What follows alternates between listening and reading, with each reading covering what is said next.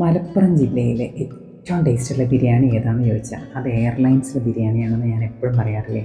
ഏത് വീഡിയോയിലും ഞാൻ പറയാറുണ്ട് ഇത്രയും ടേസ്റ്റുള്ള ഇതിനായിട്ടാണ് ഞാൻ എപ്പോഴും കമ്പയർ ചെയ്യാറ്. ഞാൻ കഴിച്ചിട്ടുള്ളതിൽ വെച്ച് ഏറ്റവും ടേസ്റ്റുള്ള ബിരിയാണി എയർലൈൻസിലെ ബിരിയാണി, പിന്നെ കാലിക്കറ്റ് പാരഗണിലെ ബിരിയാണിയാണ് കേട്ടോ. ഈ രണ്ട് ബിരിയാണിയാണ് ഏറ്റവും ബെസ്റ്റ് ബിരിയാണി എന്ന് ഞാൻ പറയും. ഇത് എയർലൈൻസിൽ മലപ്പുറം എയർലൈൻസ് സെലസ്റ്റിയലിൽ നമ്മൾ ഉച്ചയ്ക്ക് ഫുഡ് കഴിക്കാൻ വേണ്ടി കയറിയതാട്ടോ. അവിടെ എത്തിക്കഴിഞ്ഞാൽ പിന്നെ എന്തായാലും ഇവിടുത്തെ ബിരിയാണി മാത്രമേ ഓർഡർ ചെയ്യാറുള്ളൂ. അങ്ങനെ ചിക്കൻ ബിരിയാണിയാണ് ഞാൻ ഓർഡർ ചെയ്തത്. അവിടുത്തെ ചിക്കൻ ബിരിയാണി ലഗോൺ ബിരിയാണിയാണ് കേട്ടോ. നല്ല സൂപ്പർ ടേസ്റ്റാണ്. ബ്രോയിലർ പോലെ അത്ര ഫ്ലഷി ആയിരിക്കില്ല. ഇപ്പോൾ കാലിക്കറ്റ് പാരഗണിലും അതെ, അവിടെയൊക്കെ ഉള്ളത് ഈ ലഗോൺ ബിരിയാണിയാണ്. ഒരുവിധം ഫേമസ് ആയിട്ടുള്ള ബിരിയാണികളൊക്കെ ഇപ്പോൾ ലഗോൺ ബിരിയാണിയാണ് കേട്ടോ.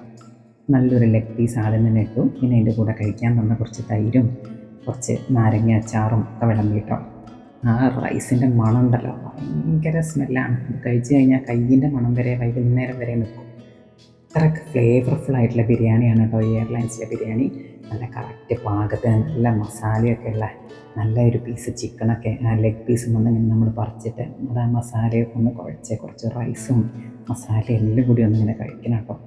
പിന്നെ ചുറ്റുമുള്ളതൊന്നും കാണൂല എന്ന് പറഞ്ഞ പോലെ അത്രയും ടേസ്റ്റുള്ള ബിരിയാണിയാണ് കേട്ടോ. ഇതുവരെ അത് കഴിക്കാത്ത ആൾക്കാരുണ്ടെങ്കിൽ എന്തായാലും ഒന്ന് പോയി ട്രൈ ചെയ്യണം. കാരണം നമ്മളെ ഈ ഏരിയയിൽ മലപ്പുറം ജില്ലയിൽ തന്നെ ഇത്രയും ടേസ്റ്റുള്ളൊരു ബിരിയാണി എന്തായാലും കിട്ടുമെന്ന് തോന്നുന്നില്ല. വേറെ എവിടെയെങ്കിലും ഇതുപോലെ നല്ല സൂപ്പർ ബിരിയാണി ഉണ്ടെങ്കിൽ അതൊന്ന് കമൻറ്റ് ചെയ്യണം. അതും കൂടി ഒന്ന് ട്രൈ ചെയ്യാമല്ലോ. അപ്പോൾ വലിയൊരു പീസും കൂടി ഉണ്ട് കേട്ടോ. പിന്നെ നോക്കുമ്പോൾ നല്ലൊരു കോഴിമുട്ട പുഴുങ്ങിയത് കേട്ടോ. കോഴിമുട്ട പുഴുങ്ങിയത് ബിരിയാണിയുടെ കൂടെ അങ്ങനെ കിട്ടുമ്പോൾ ഒരു പ്രത്യേക സന്തോഷം തന്നെയല്ലേ. പണ്ട് കല്യാണങ്ങൾക്കൊക്കെ കിട്ടൂലേ, ഇങ്ങനെ കമത്തി വെച്ച ഒരു പാത്രത്തിൻ്റെ ഉള്ളിൽ ഒരു കോഴിമുട്ട പുഴുങ്ങിയതും കൂടി കിട്ടുമ്പോൾ ഒരു ഭയങ്കര സന്തോഷം. അതുപോലെയാണ് ഇത് പ്രതീക്ഷിച്ചിരുന്നില്ല, എന്നാലും ഒരു കോഴിമുട്ട പുഴുങ്ങിയതും കൂടി കണ്ടപ്പോൾ ഒരു സന്തോഷം. അതിൻ്റെ കാര്യം ആക്ച്വലി മറന്നു പോയിരുന്നു.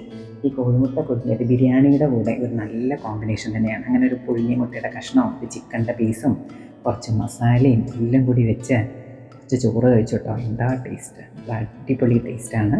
അപ്പോൾ വേറെ ഒന്നും ട്രൈ ചെയ്യാൻ നിൽക്കണ്ട. എയർലൈൻസിൽ പോകുകയാണെങ്കിൽ ഈ ബിരിയാണി തന്നെ അങ്ങോട്ട് ഓർഡർ ചെയ്താൽ മതി. ഒരിക്കലും ഫ്ലോപ്പ് ആവില്ല. നല്ല അടിപൊളിയായി നല്ല എൻജോയ് ചെയ്തിട്ട് തന്നെ കഴിക്കാം.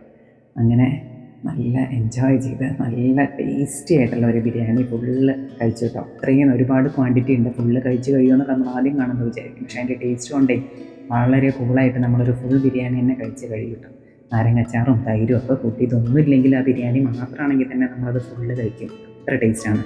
പിന്നെ എന്നും ഒരു ഹെവി ബിരിയാണി കഴിച്ച് അവസാനം ഒരു ലൈം ജ്യൂസും കൂടി വേണം. അങ്ങനെ അതും കൂടി കഴിച്ച് അവിടെ നിന്ന് ഇറങ്ങി.